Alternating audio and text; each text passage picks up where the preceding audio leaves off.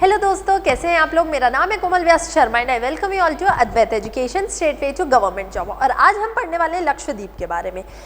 Hashtag save Lakshadweep, इस तरह का आपने मेरा थंबनेल देखा होगा, तो ये एक्चुअली है क्या, लक्षद्वीप को क्यों सेव करना है, इस चीज़ को हम आज पढ़ेंगे। देखिए, हो कुछ इस तरह से रहा है कि वहाँ की एडमिनिस्ट्रेटर बने हैं प्रफुल्ल खोड़ा पटेल, जो कि वहाँ कुछ इंपॉर्टेंट ड्राफ्ट्स जो है प्रपोज कर दिए हैं। उनके हिसाब से तो वो इम्पॉर्टेंट है, लेकिन क्या वो लक्षद्वीप के लिए इम्पॉर्टेंट है, कितना अच्छा है उस पब्लिक के लिए, कितना नहीं है, ये सबको आज हम देखेंगे। तो चलिए स्टार्ट करते हैं।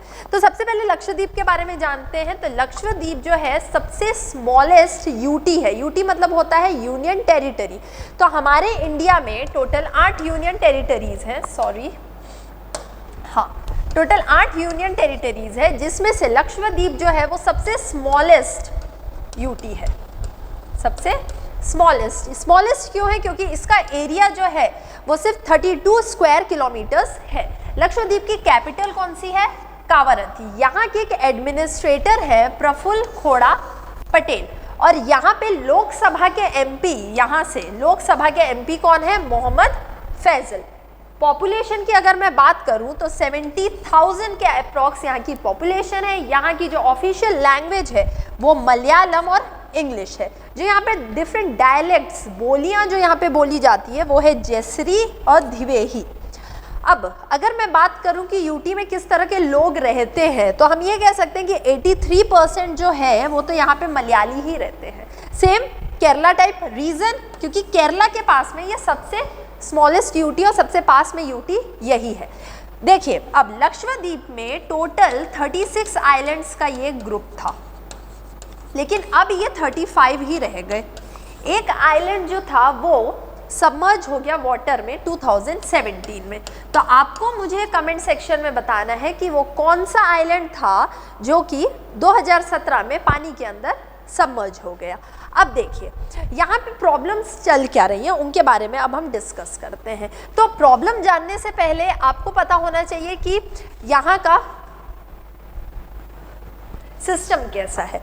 तो देखिए, यहाँ की अगर मैं एडमिनिस्ट्रेटिव सिस्टम की अगर मैं बात करूँ तो 3 चीज़ें होती हैं। जनरली अगर आप यूटीज़ में देखोगे तो यूटीज़ में हमेशा एक लेफ्टिनेंट गवर्नर होते हैं।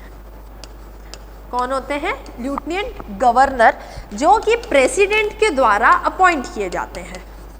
प्रेसिडेंट मतलब राष्ट्रपति के द्वारा अपॉइंट किए जाते हैं। अब प्रेसिडेंट जो है वो तो एक नॉमिनल हेड होता है, एक्चुअल पावर जो है वो किसके पास होती है, जो सत्ता में गवर्नमेंट है, मतलब कोई जो भी सेंट्रल गवर्नमेंट है ना, उसके हाथ में एक्चुअल पावर होती है। तो इनडायरेक्टली मैं ये भी कह सकती हूँ कि लेफ्टिनेंट गवर्नर जो है वो कहीं ना कहीं सेंट्रल के कंट्रोल में है। अब सारी यूटीज में एक लेफ्टिनेंट गवर्नर होंगे, सारी यूटी एक्सेप्ट दिल्ली, अगर मैं बोलूं दिल्ली, पुडुचेरी और जम्मू एंड कश्मीर। तो ये ऐसी है 3 यूटीज जहां पे खुद की लेजिस्लेटिव असेंबली भी है, विधानसभा भी है यहाँ की खुद की, और इनके खुद के कौन होंगे, यहाँ पे सीएम भी होंगे। ठीक है, ये चीज। अब एक हो गया लेफ्टिनेंट गवर्नर वाली कहानी। दूसरा, लक्षद्वीप में होता ये है कि यहाँ पर एक लोकल सेल्फ गवर्नमेंट होगी, जो कि यहाँ के पूरे कामकाज को देखेगी लोकली। तो लोकल सेल्फ गवर्नमेंट कौन है, यहाँ पर पंचायत। तो पंचायत के थ्रू यहाँ पर सारे काम होते हैं। और लक्षद्वीप में कोई भी लेफ्टिनेंट गवर्नर नहीं है, यहाँ पर एक एडमिनिस्ट्रेटर होता है जो एडमिनिस्टर करेगा। तो ये जो एडमिनिस्ट्रेटर भी है ये भी अपना प्रेसिडेंट के द्वारा अपॉइंट किया जाता है, जो कि इनडायरेक्ट आप क्या कह सकते हो, किसके कंट्रोल में है, सेंट्रल गवर्नमेंट के कंट्रोल में, ये चीज कह सकते हैं। तो ये क्या है, ये एक एडमिनिस्ट्रेटिव प्रोसेस है आप कह सकते हो, जो कि लक्षद्वीप में है। अब कहानी एक्चुअल में कहाँ से स्टार्ट हुई, देखिए, वहां के एक एडमिनिस्ट्रेटर थे दिनेश्वर शर्मा, जो कि कौन थे, एक आईपीएस ऑफिसर थे। आईपीएस जनरली जो भी एडमिनिस्ट्रेटर्स होते हैं वो कोई ब्यूरोक्रेट होता है, लेकिन जैसे ही दिनेश्वर शर्मा जी की डेथ हो गई, वैसे ही दिसंबर 2020 में उनकी डेथ हुई, और उसके बाद में यहाँ पर एक एडमिनिस्ट्रेटर को लाया गया जो कि कोई ब्यूरोक्रेट नहीं था बल्कि एक पॉलिटिशियन था। तो किसे बनाया गया, ये बनाया गया प्रफुल्ल खोड़ा पटेल को। प्रफुल्ल खोड़ा पटेल जो है वो लक्षद्वीप के साथ साथ में ही उनको Daman and Diu and Dadra and Nagar Haveli का भी इंचार्ज दिया गया है। मतलब ये मानिए कि हमारे देश में एडमिनिस्ट्रेटर्स की, ब्यूरोक्रेट्स की सॉरी इतनी भारी कमी है कि आपने एक पॉलिटिशियन को ब्यूरोक्रेट की जगह पर बैठा दिया। अगर मैं बोलूँ तो एक ब्यूरोक्रेट और पॉलिटिशियन की सोच, विचारधाराएं बहुत अलग होती है। ये दोनों का वर्क करने का तरीका भी जो है वो काफ़ी अलग होता है। तो एक ऐसी जगह जहाँ पर एक IPS ऑफिसर होना था, उनकी जगह पे प्रफुल्ल खोड़ा पटेल जी को रख दिया गया। साथ ही ये पहले कौन थे? पहले ये स्टेट ऑफ गुजरात के मिनिस्टर थे। जब मोदी जी वहाँ के चीफ मिनिस्टर थे गुजरात के, उस टाइम पर ये वहाँ के क्या थे? एक मिनिस्टर थे। ये चीज़ें हैं। तो एक तो ये सबसे बड़ी प्रॉब्लम तो थी लोगों को कि जो एक प्लेस है, जो एक पोस्ट है, जो एक IPS ब्यूरोक्रेट को होनी चाहिए, वो आपने पॉलिटिशियन को दे दिया। चलिए दे तो दिया, कोई दिक्कत नहीं। अब ये जिस तरह के रूल्स और ड्राफ्ट्स यहाँ पे लेकर आ रहे हैं, तो जो यहाँ की पब्लिक है, क्या बोलती पब्लिक? तो पब्लिक को ये बिल्कुल भी पसंद नहीं आ रहा है और ये लोगों ने बहुत ज़्यादा अपोज किया है इनके ड्राफ्ट को लेकर। और सिर्फ यहाँ की पब्लिक नहीं, अगर मैं बात करूँ कि उसके पास में जो स्टेट है केरला, तो केरला में भी बहुत ज़्यादा अपोज हो रहा है इनके ड्राफ्ट्स और पॉलिसीज़ को लेकर। जो ये पॉलिसीज़ आफ्टर दिसंबर 2020 यहाँ लेकर आए, ये कह सकते हैं कि इन्होंने यहाँ के लोगों में के नाक में दम करके रख दिया। क्या पॉलिसीज़ है? चलिए जल्दी जल्दी देखते हैं। पहला पॉलिसी जो है LDAR, जिसको कहते हैं Lakshadweep development authority regulation of 2021। इसका मतलब क्या है? इसका मतलब ये है कि ये पावर देता है एडमिनिस्ट्रेटर को, प्रफुल्ल खोड़ा पटेल को, और उनकी जो भी ग्रुप होगी, कमेटी होगी, उन्हें ये पावर दिया जाएगा कि आप किसी भी पर्सन को जो लक्षद्वीप में रहते हैं, उनको आप अपनी जगह से हटाकर दूसरी जगह एलोकेट कर सकते हैं। वो ऐसा क्यों करना चाहते हैं? भाई मैं यहाँ रह रही हूँ, आप मुझे मेरे घर से निकाल के आप मुझे दूसरी जगह रखना चाहते हो, क्यों? क्योंकि हो सकता है कि आप मेरी जगह पे क्या कर रहे हो? टाउन प्लानिंग, अर्बन डेवलपमेंट आप वहाँ पे करना चाहते हो। तो लोग इस चीज़ का अपोज कर रहे हैं कि लक्षद्वीप जैसा यूटी, जो एक सुंदरता में, बायोडाइवर्सिटी, फ्लोरा फोना वहाँ की अपनी अलग ही महत्व रखती है, वहाँ पे आप बड़ी बड़ी इंडस्ट्रीज, मॉल्स क्यों लेकर आना चाहते हैं? तो अर्बन डेवलपमेंट आप किस तरह का करना चाहते हैं? आप कंक्रीट के जंगल बनाना चाहते हो, तो वो चीज़ यहाँ के लिए क्या है? गलत है। तो यहाँ की पब्लिक वही सोच रही है कि इस तरह की कोई चीज़ें यहाँ पर की जाएंगी और हमें हमारे जगह से, जहाँ हम बरसों से रह रहे हैं, आप हमें वहाँ से डिसलोकेट करके दूसरी जगह में एलोकेट कर दोगे। तो ये एक प्रॉब्लम जो है बहुत ज़्यादा इनके पब्लिक के बीच में आ गई है और ये लोग इस एक्ट का क्या कर रहे हैं? इस बिल का बहुत ज़्यादा विरोध कर रहे हैं। सरकार ये कह रही है कि जो भी बैड लेआउट से, जहाँ पे अच्छी सड़कें नहीं है, जहाँ पे सड़क होना था लेकिन घर बन गया, मतलब जो भी ऑब्सोल्यूट जगह है, वहाँ पर उस चीज़ को हम क्या करेंगे? डेवलप करेंगे। डेवलपमेंट ठीक भी है इनके हिसाब से, ये लोग कहते हैं कि थोड़ा बहुत तो डेवलपमेंट होना चाहिए। नाउ इट ऑल डिपेंड्स कि डेवलपमेंट करना किस पैटर्न में चाह रहे हैं। जनरली अभी जो न्यूज़ेस आ रही हैं उसमें ये कहा जाता है कि रिलायंस ने वहाँ की ज़मीनें ली हैं, वहाँ इंडस्ट्रीज़ बनने वाली है बड़ी बड़ी एंड ऑल। तो भैया ये चीज़ तो गलत है, कहीं ना कहीं इससे होगा पॉल्यूशन और ये चीज़ हो जाएगी खराब। आया ये चीज़ समझ में? अब देखिए, एक प्लानिंग बोर्ड बनाई जाएगी, जो बॉडी रहेगी कॉर्पोरेट बॉडी, उसमें कौन कौन रहेंगे जो इस चीज़ को फैसला करेंगे कि कौन सी जगह को आपको डेवलप करना है, कौन सी जगह को नहीं करना है। तो सरकार के द्वारा अपॉइंटेड एक चेयरमैन होगा, एक टाउन प्लानिंग का एक ऑफिसर होगा, इसके अलावा 3 एक्सपर्ट्स होंगे जो कि गवर्नमेंट द्वारा नॉमिनेट किए जाएंगे और 2 लोकल अथॉरिटी रिप्रेजेंटेटिव्स। चलिए अच्छा है, कम से कम इन्होंने लोकल अथॉरिटी को तो रखा है, नहीं तो कहीं ना कहीं ये साइमन कमीशन जैसा फील ले आता है ना। तो लोकल अथॉरिटीज़ 2 ही है, लेकिन पर चलिए कोई दिक्कत नहीं है। तो इन्होंने कहा ये एक बॉडी रहेगी और ये लोग डिसाइड करेंगे कि किस एरिया को हमें डेवलप करना है, किस एरिया को डेवलप नहीं करना है। दूसरा देखिए, दूसरा ये लोग लेकर आए हैं पासा rule, prevention of anti social activities act. इसका मतलब क्या है कि एंटी सोशल एक्टिविटी का मतलब क्या होता है कि सोसाइटी के लिए जो भी एक्टिविटी सही नहीं है, जो सोसाइटी के अगेंस्ट जो एक्टिविटीज़ लोग करते हैं, जैसे कि क्राइम अगर करते हैं, आप मर्डर कर रहे हो, आप चोरी कर रहे हो, किसी को गाली बक रहे हो, तो ये तो एंटी सोशल है। तो इनके प्रिवेंशन के लिए एक एक्ट लाया गया जिसे पासा एक्ट कहते हैं और इसे गुंडा एक्ट भी कहा जा रहा है, जिसे जनवरी 2021 में इंट्रोड्यूस किया गया। इसमें इन्होंने ये कहा कि किसी भी हम पर्सन को डिटेन कर सकते हैं, जेल में डाल सकते हैं फॉर 1 ईयर, 1 साल के लिए हम किसी भी पर्सन को जेल में डाल सकते हैं विदाउट एनी पब्लिक डिस्क्लोजर।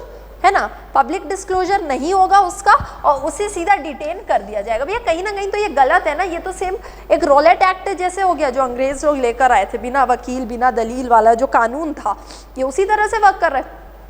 आप कैसे डिसाइड करोगे इस चीज़ को कि सामने वाले ने जो एक्टिविटी की है वो एंटी सोशल है या नहीं है। अगर हम सरकार के अगेंस्ट कुछ कह रहे हैं तो हो सकता है सरकार हमें एंटी सोशल बोल दे, मे बी हो सकता है ये चीज़, है ना, और आप उसको 1 साल के लिए डाल दोगे। तो ये एक्ट के भी खिलाफ वहाँ पे बहुत प्रदर्शन हो रहा है कि ये एक्ट जो है वो काफ़ी गलत है।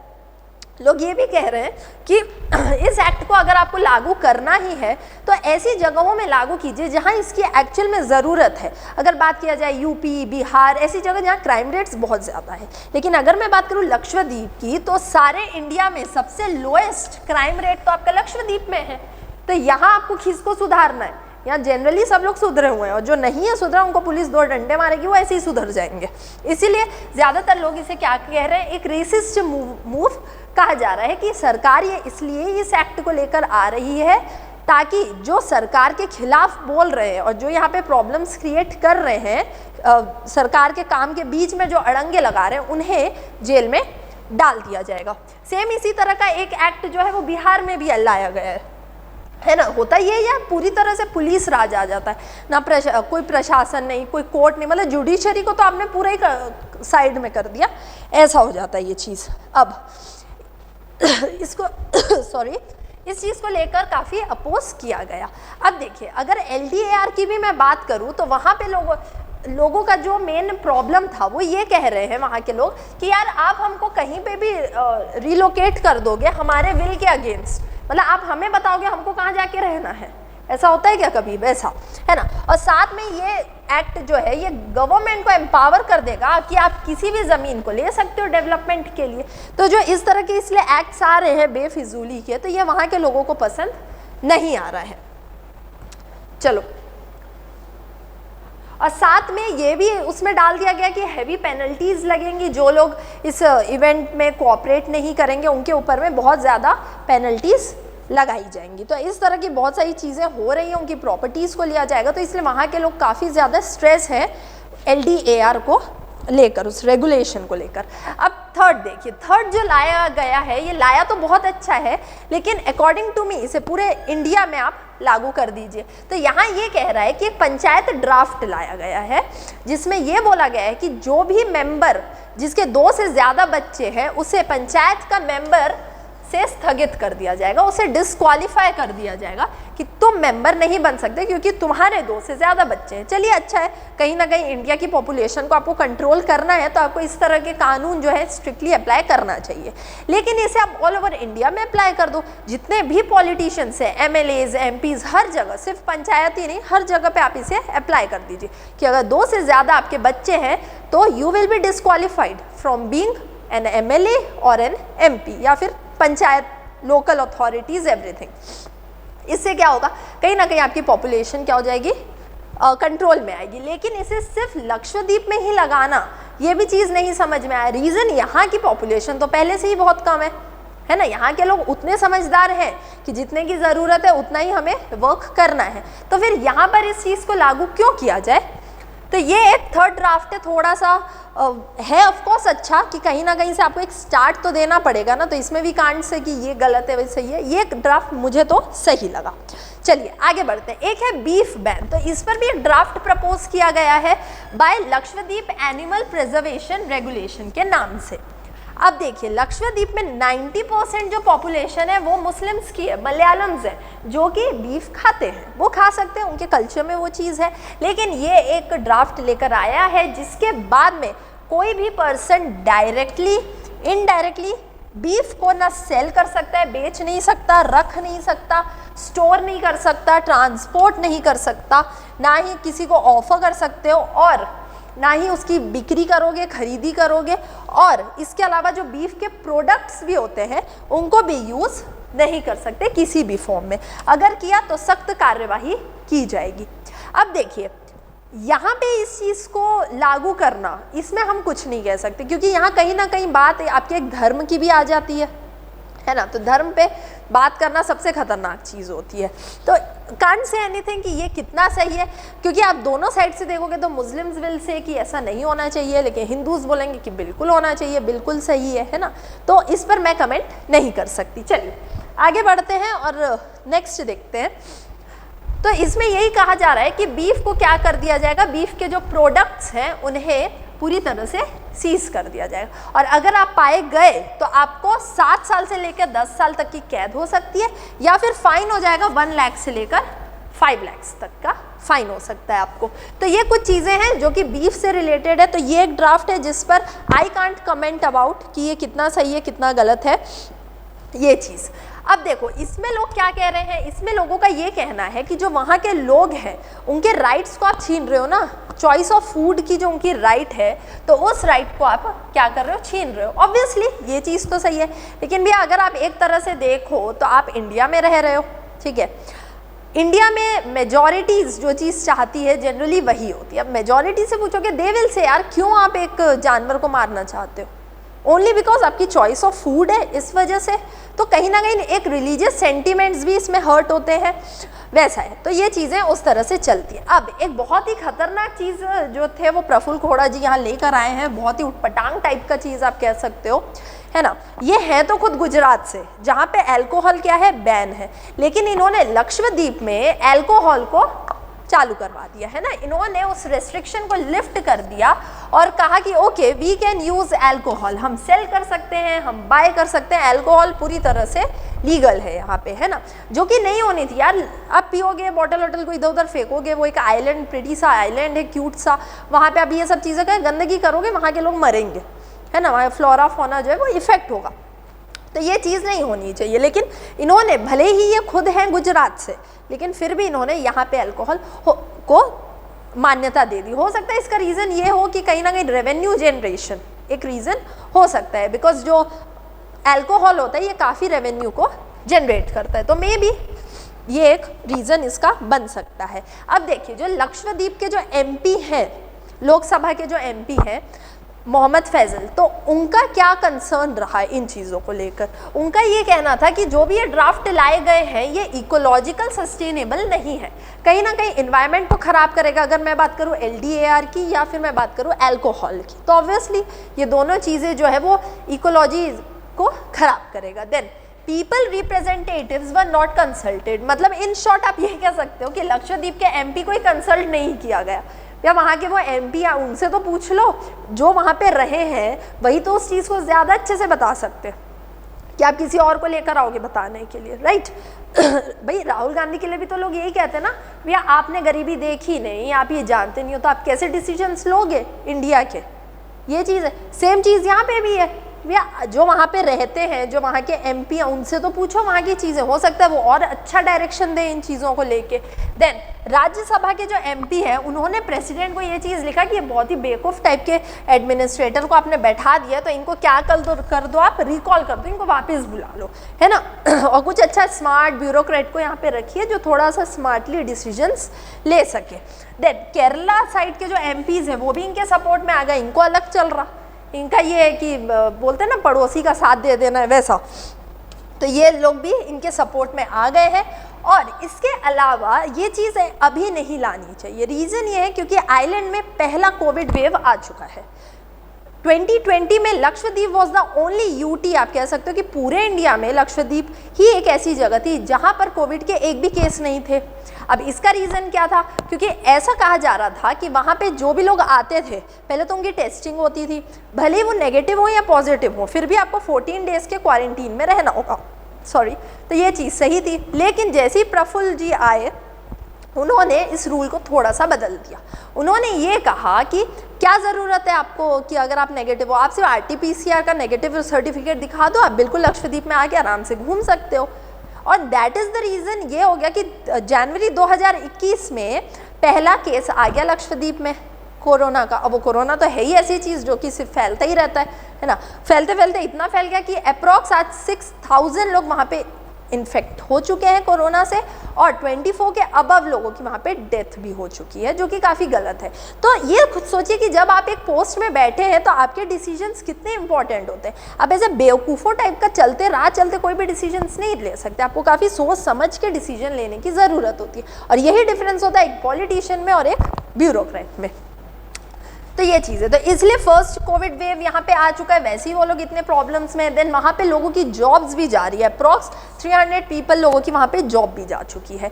तो कोरोना का मेन रीज़न कौन हो गया यहाँ पे? प्रफुल्ल जी हो गए। तो कहीं ना कहीं वहाँ की जो पब्लिक है, जनता है, वो अब उन्हें पसंद नहीं कर रही है। दे वॉन्ट कि ये अब यहाँ से चले जाएँ बिना वहाँ पर ज़्यादा कुछ परेशानियों को क्रिएट करके। चलिए, बहुत क्रिटिसिज्म्स हमने देखी है, अब देखते हैं कि पटेल जी के रिस्पॉन्सेस क्या है। तो इनका ये कहना है कि भैया हड़बड़ी मत करो, ड्राफ्ट आया और आपने अपने हिसाब से पूरी कहानी बना ली है ना, हर चीज़ को देख लिया। भैया हम भी अगर लीडर है तो हम भी कोई चीज़ सोच समझ के करेंगे, हम भी ऐसा कोई काम नहीं करेंगे जिससे कि आपका भी नुकसान हो और हमारी भी इमेज खराब हो। इनका ऐसा कहना है। इन्होंने कहा कि कोई भी पर्सन डिस्प्लेस नहीं होगा, हर कोई वहीं रहेंगे, हम उस जगह को और ज़्यादा अच्छा और डेवलप कर देंगे, ऐसा इनका कहना है ना, कि अर्बन ग्रोथ के लिए कहीं ना कहीं एक ग्रोथ लाना ज़रूरी है ना। और इनकी सबसे अच्छी लाइन मुझे ये लगी, इन्होंने ये कहा कि लक्षद्वीप जैसी इतनी ब्यूटीफुल जगह जब इंडिया में है तो लोग मालदीव्स क्यों जाते हैं? अब वहाँ की इकोनॉमी को क्यों बढ़ा रहे हो?